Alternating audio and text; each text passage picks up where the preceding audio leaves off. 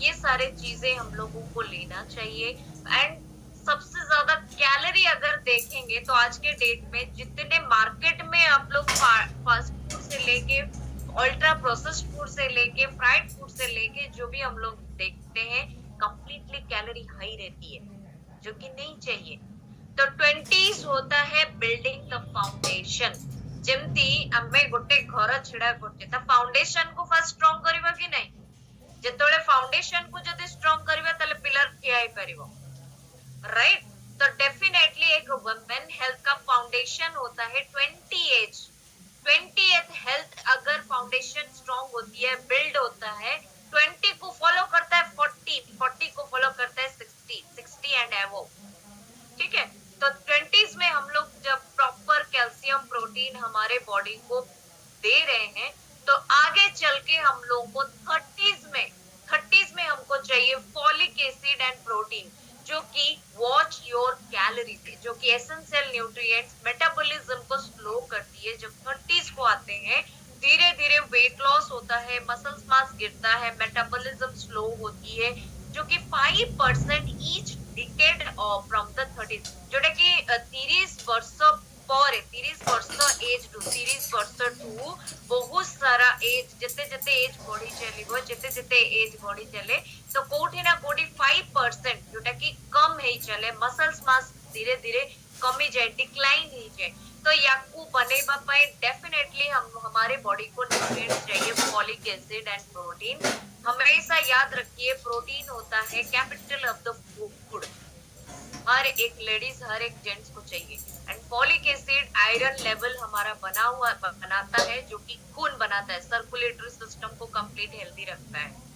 तो folic acid हर एक ladies हर एक जेंट्स को चाहिए डेली बेसिस में। तो 30s को हम लोग अगर बोलेंगे ये बैलेंस एंड प्रिवेंशन एज, जोटा हमें 30 एज को बैलेंस आउ प्रिवेंशन बोली कहि परिबा। जेमती हमें 20s रे फाउंडेशन किया करूजे, जेमती गोटे घर पई फाउंडेशन को कंप्लीटली क्लीन करूजे, फाउंडेशन को भलो से बनोजे, तो पिलर ता ऊपर ठिया ही परिबो कि नहीं? तो प्रिवेंशन आउ बैलेंस करी कि छिड़ाबा पई पिलर दरकार, राइट? तो 30s एज हो जे गोटे लेडीज रो बैलेंस एंड प्रिवेंशन एज, जोटी हमें सबु जिंस को कंट्रोल करि परिबा, सबु जिंस को हमें मैनेज करी कि चली परिबा। And third one is 40s, 40 एज। 40 एज रे एसेंशियल न्यूट्रिएंट, जोटा कि कई लोग सोचते रहेंगे 20-30 में जो न्यूट्रिएंट्स चाहिए उसके साथ ही सारी चीजें चाहिए। तो 40s में हम लोग देखेंगे विटामिन डी एंड एंटीऑक्सीडेंट चाहिए। क्यों? हमारे हार्ट को सपोर्ट करता है, जो कि सर्कुलेटरी सिस्टम, जब 40 एज आती है, मेनोपॉज आ जाता है, वहां पे हम लोगों का मेंस्ट्रुअल साइकिल स्टॉप होने का चांसेस रहता है। तो उस टाइम हम लोगों को एक्सरसाइज से लेके हेल्दी फूड से लेके ये सारे चीजों को हम लोगों के लाइफ में, हम लोग की पूरी जिंदगी में ऐड करना जरूरी है, शुरू से करना चाहिए। एंड विटामिन डी एंटीऑक्सीडेंट क्या काम करते हैं, जो कि 40s में डिक्लाइन होती है, धीरे धीरे कम होता जाता है। कैल्शियम अब्जॉर्प्शन जो होती है, एसेंशियल कैल्शियम अब्जॉर्ब करता है विटामिन डी को, कैंसर प्रिवेंशन, इम्यून फंक्शन को स्ट्रॉन्ग करती है। तो वहां पे क्या होता है, अनवांटेडली अगर एक लेडीज चाहेगी भी तो अपने आप को फिट करने के लिए जाएगी, तो अगर सही डाइट अगर नहीं है, डेफिनेटली वो बॉडी कभी भी फिट रहेगा ही नहीं, क्योंकि वो एज होता है मेनोपॉज टाइम, तो तभी बहुत सारे चैलेंजिंग सोचना पड़ता है।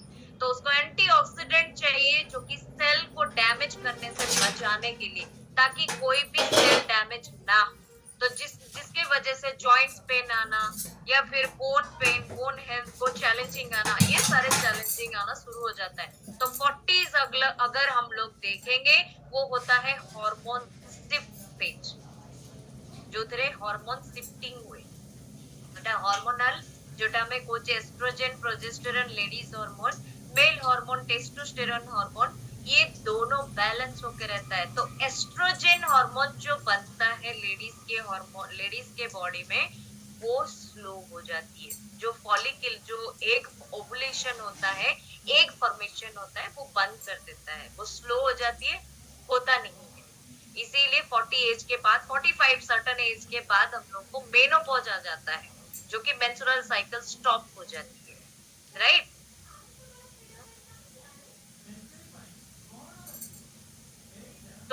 भी सर बोलते थे ना कि 40 एज के बाद केयर लेना बहुत बहुत जरूरी होता है। तो हम लोग को जानना चाहिए सारे एसेंशियल न्यूट्रिएंट्स देना बहुत इंपॉर्टेंट है। एंड उसके साथ omega 3 fatty acid, vitamin B 12। जब कार्डियोवास्कुलर रिस्क इंक्रीज होती है तो तभी 55 एज जाने से होता है, या फिर कई उससे पहले भी आज के डेट में ऐसा डाइट हो गया, ऐसा फूड हो गया है कि उसके पहले एज में भी आ जाता है हार्ट अटैक, कार्डियोवास्कुलर रिस्क आ जाती है। हार्ट लंग्स ब्लड इंस्टीट्यूट जो कि ये प्रूव करे हैं, national heart lung blood institute ये प्रूव करे हैं कि कार्डियोवास्कुलर रिस्क इंक्रीज होती है 55 एज के बाद। जो फाइबर एड मैनेज करता है कोलेस्ट्रॉल लेवल को, प्रॉपर फाइबर बॉडी को नहीं मिलने के वजह से हार्ट हेल्थ में चैलेंजिंग आना शुरू हो जाती है, सटाइटी लेवल बढ़ जाता है। तो 50 के बाद वो रिड्यूस कर देता है हेल्दी रखने के लिए। तो विटामिन बी 12 रिड्यूस हो जाती है एब्जॉर्प्शन होने के लिए, इसीलिए सप्लीमेंट जरूरी होता है विटामिन बी 12 का। तो इंक्रीज करता है ओमेगा 3 फैटी एसिड जो EPA एंड DHA, विजन को हम लोगों का अच्छा रखता है, हार्ट हेल्थ ब्रेन हेल्थ को हेल्थियर रखता है, और सबसे इम्पोर्टेंट मैंने जो बताया एंटीऑक्सीडेंट, जिसमें अल्फा लिपोइक एसिड काम करता है, मैनेज करता है कोलेस्ट्रॉल लेवल को। फाइबर अगर बॉडी में प्रॉपरली मेंटेन होती है तो कोलेस्ट्रॉल लेवल को कभी भी हाई होने नहीं देता है, राइट।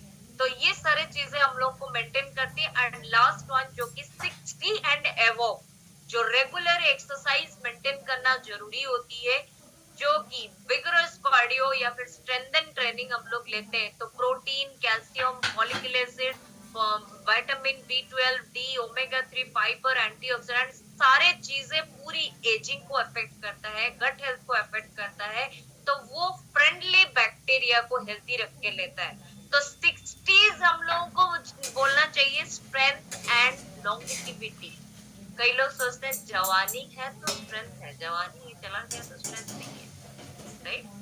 तो मेरा मानना है 60s जो एज होता है ना, वहीं से हम लोगों को ज्यादातर स्ट्रेंथन होना चाहिए, लॉन्गेटिविटी हम लोगों का ज्यादा रहना चाहिए। हम लोग ज्यादातर उसी एज में कई लोगों का देखे रहेंगे डैमेज हो जाते हैं, उनकी बॉडी थक जाती है, कोई ना कोई काम करने के लिए थकान हो जाता है। लेकिन हम लोग ब्लेस्ड है, हमारे पेरेंट्स आज के डेट में भी अपना काम अपने से कर लेते हैं। तो 60s एज जोटा सेटा होची स्ट्रेंथ पाई और लॉन्गेटिविटी पाई, जोटा कि लॉन्ग टर्म पाई हमको कंप्लीट हेल्दी रखिया पाई और स्ट्रांग रखिया पाई। तो 20, 30, 40, 50, 60 तो सबो एज पाई हमको दरकार प्रोबायोटिक, जो कोआगुलस गुड बैक्टीरिया, फ्रेंडली बैक्टीरिया हमारे गट में बनाता है, जो कि क्लीन रखता है विलाई को। तो ये सारे जो चैलेंजिंग मैंने पहले बताया, ये सारे चैलेंजिंग आने नहीं देता है, क्योंकि गुड बैक्टीरिया जो प्रीबायोटिक होता है ना, वो गुड बैक्टीरिया को फीड कराता है। तो अच्छा बैक्टीरिया जब बॉडी में बनता है तो बैड बैक्टीरिया वहीं से रिड्यूस हो जाती है, राइट। तो क्लीन करता है। एंड फाइबर कॉम्प्लेक्स जब हम लोग शेक में ऐड करते हैं, एक्टिवेट फाइबर ऐड करते हैं, तो इनसॉल्युबल सॉल्युबल दोनों फाइबर जाता है, तो बॉडी में कोलेस्ट्रॉल लेवल मेंटेन होती है। इंटेस्टिनल रेगुलरिटी जोटा बाउल मूवमेंट हमें माने कोजे, जोटा पेटर जोटा कंप्लीट सफा करी कि हम वेस्ट प्रोडक्ट काढिवा जाए, कंप्लीट हेल्प करूची पूरा